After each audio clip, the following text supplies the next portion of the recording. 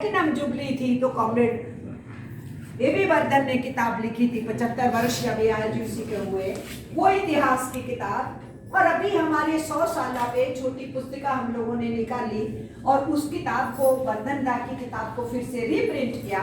जो उसको पढ़े हैं वो ये जानते हैं, लेकिन मैं नए साथियों को बता रही हूँ कि याद रखें, आप केवल एक झंडा नहीं थाम रहे हो लाल और उस पे तक लिखा हुआ। आप किसी बैनर को केवल लेके नहीं चल रहे, आप अपने साथ एक बहुत गहरे मजबूत इतिहास को लेके चल रहे हैं। और उस इतिहास को लेके चलना नहीं होता, सिर्फ उसकी रक्षा करनी होती है, उसको आगे बढ़ाना होता है। उसकी उपलब्धियों में हमला हो तो गुस्से से आगे बढ़ना होता है, संगठित होना होता है। तो कलेक्टिव बार्गेनिंग, एक साथ अपने अपने सेक्टर में अपने हक की लड़ाई लड़ना और सभी समाज के जितने लड़ाई के हिस्से हैं उनका एक साथ आना और फिर हुकूमतों के जुल्म के खिलाफ आवाज उठाना, ये जिम्मेदारी बनती है वर्किंग क्लास की, मजदूर की। और उन वर्किंग क्लास में जो संगठन करता है उसकी ये जिम्मेदारी बनती है। इसलिए मैं ये कहूंगी, जो हमें कॉन्स्टिट्यूशन में अधिकार मिले, जो भी हमें लेबर लॉज मिले, किसी ने हमें मेहरबानी करके नहीं दिए थे। उसके लिए हमारे पुरखों ने, हमारे बुजुर्गों ने लड़ा था, कुर्बानियां दी थी, तो हमें वो अधिकार मिले थे। उन अधिकारों की सुरक्षा भी लड़े बिना नहीं हो सकती, उसको बचाना भी लड़ाई से पड़ेगा। उन अधिकारों को और मजबूत करना भी लड़ाई से पड़ेगा। उसके बिना कोई गुजारा नहीं और कोई रास्ता नहीं। यूनियन बनाने का मतलब ही है कलेक्टिव, एक साथ आना। यूनियन बन गई तो वो फिर झोले में, बस्ते में या दीवार पे या कमरे के अंदर नहीं रहेगी, वो फिर मैदान में जाएगी, वो अपने काम के क्षेत्र में जाएगी और वहां लोगों को प्रेरित करते हुए अपने हक की लड़ाई में आगे खड़ा करेगी। ये मकसद है कलेक्टिव बार्गेनिंग से अपने अधिकार को हासिल करने का। हमें वर्ल्ड फेडरेशन ट्रेड यूनियन, जो सेकेंड वर्ल्ड वार के बाद एक मजदूरों का संगठन बना, वर्गीय दृष्टिकोण की सोच से पूरे देशों के मजदूर संगठनों को एक साथ लाने के लिए, उसके लिए जिन 10 देशों ने और जिन 10 देशों की ट्रेड यूनियन ने पहल लिया, जो फाउंडर्स हैं उसके, जो उसके जन्मदाता हैं, आपकी AITUC उन 10 में से एक है। आपके लीडर थे कॉमरेड अमृतपाल डांगे, जो उस कॉन्फ्रेंस में हिस्सा लिए थे। अभी भी जो 10 देशों के नाम लिखे हैं और 10 नेताओं के नाम लिखे हैं, प्लेट लगी है वहां जहां कॉन्फ्रेंस हुई थी, फाउंडिंग कॉन्फ्रेंस, वहां आपको AITUC और श्रीपाद डांगे का नाम मिलता है। आप उस धरोहर के मालिक हो, आप उस इतिहास के उत्तराधिकारी हो। और इसीलिए उड़ीसा का अपना संघर्षों का इतिहास रहा है, तो आपसे मैं ज्यादा उम्मीद करना चाहती हूँ, ज्यादा विश्वास आपके ऊपर करना चाहती हूँ। 1945 से लेकर के 1947 तक इस देश में बहस चली कि जब हम आजाद कराएंगे देश तो कैसे निर्माण करेंगे। और आपको पता होना चाहिए कि तब तक आंदोलन बहुत तेज हो चुका था, भारत छोड़ो आंदोलन भी तेजी से चल रहा था और हिटलर की 1945 में 9 मई को हार हो चुकी थी। पूरी दुनिया के पैमाने पे माहौल तैयार हो गया था कि बहुत सारे देश अब आजाद होंगे और हमारे देश में भी वो माहौल था। तो 45 से लेके 47 के बीच में 46 में एक और घटना हुई थी, हमारी रॉयल इंडियन नेवी ने भी रिवोल्ट कर दिया था। उससे पहले हमारी लैंड फोर्सेस ने किया था। जब एयर फोर्सेस को हुक्म दिया गया तुम हमला बोलो, तो उन्होंने रिवोल्ट किया। और जो हमारी समुद्री रॉयल इंडियन नेवी थी उसमें रिवोल्ट हुआ। और उसमें जो झंडे थे, 3 झंडे थे, एक मुस्लिम लीग का झंडा था, एक इंडियन नेशनल कांग्रेस का झंडा था और एक लाल झंडा था, जो मजदूर आंदोलन का और कम्युनिस्ट आंदोलन का प्रतीक था।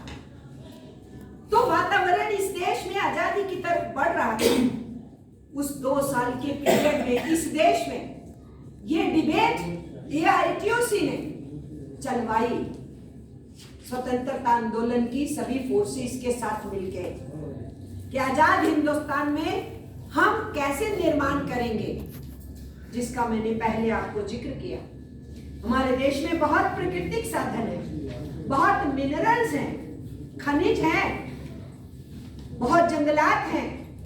हमारे पास पानी भी दुनिया के मुकाबले में, बहुत सारे देशों के मुकाबले में बहुत ज्यादा है, अच्छा है, संभाल नहीं पा रहे हैं। सूखा होता है, बाढ़ होती है, तो बाढ़ के टाइम पे पानी को नहीं संभालते, इसलिए सूखे के टाइम पे किसान को बचा नहीं पाते। तो कैसा हम करेंगे अपने प्राकृतिक साधनों के इस्तेमाल को, ताकि इस देश का निर्माण करते हुए जिन समस्याओं से हमारा आवाम, हमारी जनता जूझ रही है, हमारा श्रमिक जूझ रहा है, हमारा मेहनतकश जूझ रहा है, हमारा किसान जूझ रहा है, उन समस्याओं से हम पार पा सके। वो बहस 45 से 47 के दौर में हुई, AITUC ने रोल अदा किया। उसी बहस में से निकला था कि जो राष्ट्रीय संपदा है वो राष्ट्र की धरोहर है और वो सरकारी कंट्रोल में होनी चाहिए। उसके ऊपर काम सरकारी क्षेत्र में होना चाहिए। उसके ऊपर से जो निर्मित असेट्स हो वो सरकारों की मलकियत होनी चाहिए, यानी आवाम की मलकियत होनी चाहिए। इलेक्टेड गवर्नमेंट्स होंगी तो वो आवाम की संपत्ति होगी, जनता की संपत्ति होगी। ये कोई नई सोच नहीं थी, ये सोच हमारे स्वतंत्रता आंदोलन की थी, जिसके ऊपर हिंदुस्तान की पार्लियामेंट में बहस की गई थी 1955-56 में, और फिर हमारे देश में पब्लिक सेक्टर बनाने की बात शुरू हुई। और जो अदारे निजी क्षेत्र में थे उनको राष्ट्रीयकरण की बात हुई। हमारे बैंक्स के राष्ट्रीयकरण की लड़ाई 1946 में शुरू हो गई थी। हमारे इंश्योरेंस सेक्टर के राष्ट्रीयकरण की लड़ाई 1950 में शुरू हो गई थी। हमारे कोल सेक्टर के राष्ट्रीयकरण होना चाहिए। जितने जगह पे एक्सप्लोरेशन हो रहा था, माइनिंग हो रहा था, वो सब हमारा राष्ट्रीयकरण होना चाहिए, नेशनल पूंजी होनी चाहिए। ये आवाज AITUC ने उठाई थी, जिसमें दूसरी ट्रेड यूनियन शामिल हुई थी। याद रखिए, आपकी AITUC एकमात्र संगठन था 1947 तक। 1947 में इंटक बना, 1948 में HMS बना, 1956 के अंदर BMS बना, 1950-60 के दशक में ही TUCC और AIUTUC तो और भी लेट बना, UTUC से स्प्लिट होके बना, UTUC तब बना। 1970 में जाके C2 बना और 80 के दशक के बाद जाकर के AIUTUC और AICCTU बना। और तमिलनाडु के अंदर DMK वालों ने LPF ट्रेड यूनियन शुरू किया और ममता बनर्जी ने TMC बनाने के बाद TMC का ट्रेड यूनियन शुरू किया। और शिवसेना ने महाराष्ट्र में शिवसेना की तरफ से एक ट्रेड यूनियन फ्रंट शुरू किया। लेकिन AITUC मदर ट्रेड यूनियन है और आप उस मदर ट्रेड यूनियन का मां ट्रेड यूनियन है AITUC, जिसमें से हर सेक्टर के लोगों ने प्रेरणा ली और यूनियन खड़ी की। आपके ऊपर ज्यादा बड़ी जिम्मेदारी है, क्योंकि आप उस AITUC को रिप्रेजेंट करते हो। और इसीलिए मैं इस इतिहास की कुछ परतों को आपको बताना जरूरी समझा। तो हमारे देश के अंदर AITUC ने सड़कों पे लड़ाई लड़ा। AITUC के हितों की रक्षा करने वाले जो पार्लियामेंट में पहुंचे उन्होंने वहां लड़ाई लड़ा, जो स्टेट असेंबलीज में पहुंचे उन्होंने वहां लड़ाई लड़ा इस देश के मजदूरों के वास्ते। और हमारे इस आजाद हिंदुस्तान में बहुत कुछ निर्मित हुआ। हमारी लड़ाई हर सरकार से रही, क्योंकि हम जस्टिस चाहते थे। जो धन दौलत इस देश का मजदूर और किसान पैदा करता है उसको उसका हिस्सा चाहिए, उसके बच्चों की पढ़ाई चाहिए, उसको इलाज चाहिए, उसके यूनियन के हकों की बहाली चाहिए, उसको पेंशन चाहिए, उसको सोशल सिक्योरिटी चाहिए, उसको वेतन को लगातार महंगाई के साथ बढ़ने के कुछ सिस्टम्स चाहिए। ये लड़ाई इस देश में AITUC ने लड़ा। आज अगर पब्लिक सेक्टर के लोग, उनमें से कुछ नेता यहाँ बैठे हुए हैं हमारे साथीगण, आज अगर आपके सेक्टर्स का जो मुलाजिम है, एम्प्लॉय है, अच्छी पगार पाता है, अच्छी सोशल सिक्योरिटी है, उसको हेल्थ कवरेज है, ये यूं ही नहीं हो गया, उसके लिए लड़ा गया था। आज जो हमारे ठेका मजदूरों की हालत है, हमारे कंस्ट्रक्शन मजदूरों की हालत है, हमारे बीड़ी मजदूरों की बुरी हालत है। हमारी आशा कर्मी, आंगनबाड़ी, मिड डे मील को तो वर्कर का भी स्टेटस नहीं है। हमारा स्वतः रोजगार, हॉकर है, वेंडर है, सेल्फ एम्प्लॉयड है, घर में बीड़ी रोलिंग करने वाला, माथे पे बिंदी को ग्लू लगाने वाला, हमारे कपड़े की डिजाइनिंग करने वाला, छोटे मोटे पीस रेट काम को हैंडीक्राफ्ट्स में काम करने वाला, इसको कोई न्यूनतम वेतन है? इसको कोई पेंशन है? इसमें काम करने वाली महिलाओं को कोई मातृत्व लाभ है? एक आंगनबाड़ी को छोड़ करके, क्योंकि वहां भी यूनियंस की लड़ाई की वजह से मिला, अदरवाइज नहीं मिलता। ये सारा का सारा जो हिस्सा है, जो परेशान है, जिनको कोई पूछता नहीं। बैंक के लोगों ने 16 और 17 तारीख को इतनी शानदार हड़ताल की, क्योंकि आज उनको समझ में आ रहा है, उस सेक्टर को समझ में आ रहा है, प्राइवेट हाथों में जाओगे तो वही होगा जो बहुत वर्षों पहले उनके साथ होता था। 12 घंटे काम, 14 घंटे काम की कोई सुरक्षा नहीं। सुबह आप गए तो बैंक के लाला जी बोलते थे आज तेरी जरूरत नहीं, जा यहां से। कोई वर्किंग कंडीशंस नहीं थी, कोई हेल्थ फैसिलिटीज नहीं थी, कोई फिक्स्ड पगार नहीं थी, कोई जॉब सिक्योरिटी नहीं थी। ये जॉब सिक्योरिटी पाना और बाकी सारे अधिकार दिलाना यूनियंस ने लड़के लिया आजाद हिंदुस्तान में, आजादी के साथ नहीं आ गया था। समझना चाहिए हम सबको, और इसलिए ज्यादा जिम्मेदारी बनती है हमारे संगठित क्षेत्र के, हमारे पब्लिक सेक्टर के, गवर्नमेंट सेक्टर के, जो हमारे यूनियंस है, उनकी जिम्मेदारी बनती है कि वो मैदान में उतर के असंगठित क्षेत्र का जो मजदूर है, उसमें जो हमारे ट्रेड यूनियन के साथी जूझ रहे हैं, उनके साथ खड़े हो, उनकी मदद करें। क्योंकि आज ये हाल हो गई है कि जो ये संगठित क्षेत्र है, उसके सारे हकों को फिर से छीनने की कोशिश हो रही है। आपको मालूम होना चाहिए कि कितनी तेजी से जो रेगुलर एम्प्लॉय है उसको कम किया जा रहा है, आउटसोर्सिंग हो रही है सारे काम की, ठेका प्रथा लागू हो गई है, कैजुअल और डेली वर्कर वहां पर काम कर रहा है। जहां पर रेगुलर एम्प्लॉय अगर मान लो 50,000 था तो वो घटा करके अब 5,000 तक पहुंच चुका है, और जो ठेके वाला मजदूर है वो बढ़ चुका है। सेक्टर आफ्टर सेक्टर में गिना सकती हूँ जिन सेक्टर्स के अंदर जॉब सिक्योरिटी एक बहुत बड़ा खतरा बन जाएगी, रेगुलर जॉब एक खतरा बन जाएगी, सुविधाएं छिन जाएंगी।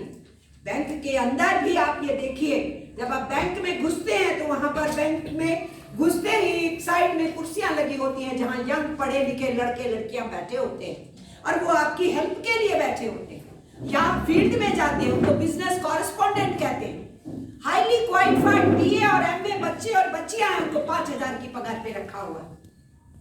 जो हमारी आंगनबाड़ी ने भी लड़ लड़ के अपने राज्य की और सेंटर की मिला के 5,000 देना शुरू कर दी है। लगभग 3,500 सेंटर से आता है, 7,500 तक पहुंच चुके हैं। लड़के 100 रुपए से शुरू किए थे यूनियंस की वजह से, और आज हमारी ग्रेजुएट, पोस्ट ग्रेजुएट बच्चे और बच्चियां बैंक के अंदर बैठ करके केवल 5,000 में काम कर रहे हैं और फील्ड में जाके बिजनेस कॉरेस्पॉन्डेंट के रूप में काम कर रहे हैं। तो क्या हाल होगा हमारी युवा पीढ़ी का? ये किसकी जिम्मेदारी है? ये हम वर्किंग क्लास के लोगों की ज्यादा जिम्मेदारी है कि हम एज ट्रेड यूनियन इन प्रश्नों के ऊपर मजबूती से आगे बढ़े। और इसलिए हम ये देख रहे हैं कि ये सरकार पब्लिक सेक्टर को नेस्तनाबूद करना चाहती है, खत्म करना चाहती है। तो जो सब कुछ इस देश में निर्मित हुआ, मोदी बोलते रहते हैं 70 वर्ष में कुछ नहीं हुआ, हम सब कुछ करेंगे। ठीक बात है, 70 वर्ष में जो बना आप उस पे झाड़ू लगा के कूड़ेदान में फेंकेंगे, यही तो नहीं 70 वर्ष में हुआ, तुम करोगे? असुविधा नहीं। ये this is what Narendra Modi wants to do. और इसीलिए हमको देखना चाहिए कि बहुत बड़ा हमला ये लोग कर रहे हैं। आरएसएस का रोल क्या था हमें समझना चाहिए। 1925 में आरएसएस बनी थी और आरएसएस के हेड द्वार को पूछा गया था कि आपका प्रेरणा स्रोत क्या है? उन्होंने कहा था हिटलर है। आपकी फिलॉसफी क्या है, सोच क्या है, समझ क्या है, विचारधारा क्या है? तो उन्होंने कहा था नाजीवाद और फासीवाद है। अगर आज हम नरेंद्र मोदी, अमित शाह को बोले कि तुम नाजीवादी फासीवादी सोच को मानते हो, वो कहें कि आप ऐसा नहीं कह सकते, तो हम उनको यही बोलेंगे तुम्हारा संस्थापक गुरु हेडगुआर तो यही बोला। हम अपने पास से तो नहीं बोल रहे, हेडगुआर ने यही बोला कि ये हमारी सोच और समझ होगी। उससे पूछा गया कि अंग्रेजों के खिलाफ तुम्हारा आंदोलन होगा, लड़ाई होगी, एक नया संगठन बना रहे हो आरएसएस, तो उसने सीधे कहा था कि हमारी अंग्रेजों से लड़ाई नहीं है। जब उससे यह पूछा गया था कि नौजवान तो मरने के लिए तैयार हैं, फांसियों पे चढ़ने के लिए तैयार हैं, तो उसने कहा ये सारे नौजवान भटके हुए, ये रास्ता नहीं हो सकता हिंदुस्तान का, इनको समझाना पड़ेगा।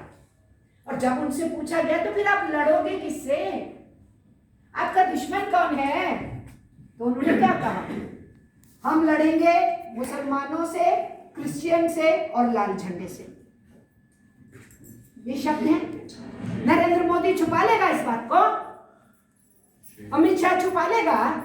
हिंदुस्तान के इतिहास की किताबें तुम रद्दी के टुकड़े में फेंक दोगे ना, दुनिया के आर्काइव्स तो खत्म नहीं हो जाएंगे, दुनिया की हिस्ट्री की लाइब्रेरीज खत्म नहीं हो जाएंगी, उस सच को कभी कोई दफन नहीं कर सकता। इन्होंने सोचा कि गांधी गांधी गांधी बोलेंगे तो नथुराम गोडसे की सच्चाई दब जाएगी, तो तुम तो नथुराम गोडसे को भगवान बनाने के लिए लगे हुए हो। गांधी जी के हत्यारे को देशभक्त बोलते हैं तुम्हारे बीजेपी का झंडा थामने वाले लोग, और तुम्हारे साथ चलने वाली तुम पद्मश्री देते हो और वो कंगना रनौत कहती है कि आजादी भीख में मिली, और साथ में बोलती है कि आजादी 2014 में शुरू हुई, 1947 में नहीं मिली। ये कौन सी भीड़ है जो राज कर रही है? इसलिए हमें समझना चाहिए बहुत खतरनाक हुकूमत है जो दिल्ली की कुर्सी पर बैठी है, और इनका इतिहास ही है देश को बेट्रे करने का। अंग्रेजों की दलाली करते करते आज आजाद हिंदुस्तान में ये अमरीकियों की दलाली करने में लगे हुए। हमें अमरीकी जनता से कभी गुरेज नहीं था, हमें ब्रिटानिया की पब्लिक से भी कभी कोई शिकायत नहीं थी, हमें वहां की साम्राज्य हुकूमत से शिकायत थी और लड़ाई थी। आज भी अमेरिका की जनता से हमें शिकायत नहीं है, लेकिन अमेरिका की हुकूमत जो दुनिया की पूंजी की दलाल हुकूमत है और पूरी दुनिया के अंदर जगह जगह के ऊपर लड़ाई झगड़े फसाद करा के कन्फ्लिक्ट्स करा के दुनिया के प्राकृतिक साधनों पे कब्जा जताने की राजनीति में जुटी रहती है, हमारी लड़ाई उससे, और हमारे देश की हुकूमत उनकी दलालगिरी करती है, उनके आगे घुटने टेकती है, तो हमारा खून खोलना चाहिए। हम लोग आजादी के आंदोलन में लड़े, और ये लोग कौन है जिस तिरंगे के नीचे देश की आजादी का आंदोलन चलता था उसको ये जलाते थे, उसको ये पैरों के नीचे रौंदते थे। तो देश की आजादी के आंदोलन के सिंबल को पैरों के नीचे तक रौंदने वाले आज अपने को देशभक्त कह रहे हैं, उसी झंडे को लेके घुमा करके लोगों को देशद्रोही बोल रहे हैं और लोगों से देशभक्ति का प्रमाण मांग रहे हैं। जो इनसे सवाल करता है उसको सलाखों के पीछे बैठते हैं, सेडिशन का लॉ लगाते हैं, कभी यूएपीए लगाते हैं, कभी ईडी को पीछे भगाते हैं, कभी सीबीआई का इस्तेमाल करते हैं, कभी एनआईए का करते हैं, कभी एनएसए का करते हैं, पुलिस का इस्तेमाल करते हैं। हर तरीके से ये हुकूमत विरोध की आवाज को दबाने की कोशिश कर रही है, सप्रेस करने की कोशिश कर रही है, और इसलिए ट्रेड यूनियन के ऊपर हमला, हमारे श्रम कानूनों के ऊपर हमला कोई मामूली बात नहीं है, क्योंकि जो वर्किंग क्लास होती है, जो मजदूर वर्ग होता है, वो हमेशा समाज को लड़ना सिखाता है, एक साथ होना सिखाता है, अन्याय के विरुद्ध आवाज उठाना सिखाता है, और हर संघर्ष में अगली अगली कतार में रहता है। इसलिए अगली कतार में रहने वाले, सरकारों की गलती को बताने वाले और उसके खिलाफ संघर्ष को पैदा करने वालों को बंद करो, उनकी आवाज कमजोर करो, उनकी यूनियन के कानून कमजोर करो। तो यूनियन बनाना मुश्किल, उस नियमों को बदला जा रहा है। यूनियन के नेताओं के ऊपर 2 लाख से 10 लाख की सजाएं घोषित की जा रही है, मालिकों के ऊपर जो पनिशमेंट्स थी वो रिड्यूस की गई है, और उसके साथ साथ यूनियन का डीरेकॉग्निशन कौन करेगा? कोई लेबर डिपार्टमेंट नहीं, कोई भी अधिकारी जो ये कहे मेरे हिसाब से तुम जो काम कर रहे हो ये मजदूर के हित का नहीं, देश के हित का नहीं, तुम्हारी यूनियन डीरेकॉग्नाइज है, या लॉ करेंगे हम, इसकी इजाजत देंगे हम। मिनिमम वेजेस एक्ट जो हमारा है न्यूनतम वेतन का, उसके साथ खिलवाड़ किया जा रहा है। फ्लोर लेवल वेज की बात की जा रही है जो न्यूनतम वेतन से भी 3 गुना कम होगी। ऑक्यूपेशनल सेफ्टी हेल्थ के नाम के ऊपर मजाक किया जा रहा है। हमारे 22 कानून हैं, उसको एक ही थैले में डाला जा रहा है। हमारी सामाजिक सुरक्षा के 15 कानून हैं, उनको एक ही जगह पे रखा जा रहा है। जो हमारे एग्जिस्टिंग कानून है ईएसआई को कमजोर कर रहे हैं। प्रोविडेंट फंड में भी अब उन्होंने प्राइवेट मार्केट में जो 15 पैसा लगाया था वो बूट गया, 15% वो डूब गया, हमारे वर्कर का पैसा डूब गया। और ऐसे ही बहुत सारे और सोशल सिक्योरिटी के नॉर्म्स हैं, उनको कमजोर कर रहे हैं। कंस्ट्रक्शन वर्कर्स का जो बोर्ड है उसको भी उसी अब जो सोशल सिक्योरिटी का कोड है उसी में ही फेंकने वाले हैं, वो उसी की लिस्ट के अंदर है। बीडी के जो बोर्ड्स बने हुए हैं आपका भी वही मल्यामेट होने वाला है। 15 ऐसे जो देश के अंदर सोशल सिक्योरिटी के अलग अलग सेक्टर के हम लोगों ने लड़ करके कानून लिए, उनके बोर्ड लिए, उसके नियम तय करवाए, उसकी वेलफेयर मेयर्स तय करवाई, जिसकी वजह से उस सेक्टर में काम करने वाले वर्कर को वो बेनिफिट्स मिलते थे। उस सबको एक बास्केट में डाल रहे हैं और कह रहे हैं कि हम तो पूरे देश को सामाजिक सुरक्षा देंगे, और पैसा कहां से आएगा बता नहीं रहे। और इन बोर्ड्स का जो पैसा है वो सरकार जो है अपने कंट्रोल में करना चाहती है। तो पूंजीपतियों को फायदा, पब्लिक सेक्टर को बेचना, पीएम रिलीफ फंड की बजाय पीएम केयर्स फंड निकालना, पीएम केयर फंड की कोई पार्लियामेंट को जवाबदेही ना होना, कंप्ट्रोलर ऑडिटर जनरल को कोई जवाबदेही सीएजी को ना होना, राइट टू इंफॉर्मेशन एक्ट के भी बाहर होना उस पीएम केयर फंड को, जबकि PM relief fund right to information act में भी है और पार्लियामेंट में रिपोर्ट देनी पड़ती है। तो ये करना क्या चाहती है सरकार? पैसा पैसा पैसा। और इलेक्टोरल बॉन्ड के नाम पे जितना पैसा कॉर्पोरेट घरानों से आता है, पहले उसकी जवाबदेही होती थी, पारदर्शिता ट्रांसपेरेंसी होती थी। अब वो कानून इलेक्टोरल बॉन्ड का आया कि ना ये आरटीआई एक्ट में कवर्ड है, ना इसको पार्लियामेंट में बताना जरूरी है, ये बिल्कुल सीक्रेट रहेगा। तो कौन से कॉर्पोरेट घराने अपने फायदे उठाने के लिए इनको बीच में से हिस्सा पत्ती दे रहे हैं, ये उनको बिजनेस दे रहे हैं, वो उसमें से इनको हिस्सा दे रहे हैं। तो देश के लोगों को मालूम ही नहीं, ये हालात हो रहे हैं। 95% पैसा जो टोटल इलेक्टोरल बॉन्ड से पूंजीपति घरानों से पॉलिटिकल पार्टीज को जाता है, उसमें से 95% पैसा बीजेपी की जेब में जा रहा है। तो देश की जनता को मूठो, उनके अधिकारों का हनन करो और फिर देश के संसाधनों को बेचो और पैसा इकट्ठा करके फिर प्रोपेगेंडा करने के लिए सारे टीवी चैनल्स थोड़े से को छोड़ के ज्यादातर तो वही है जिसका आजकल आप नाम सुनते हो, मोदी मीडिया, मोदी मीडिया, वही बच गए हैं और वो सिर्फ प्रोपेगेंडा वही करते रहते हैं।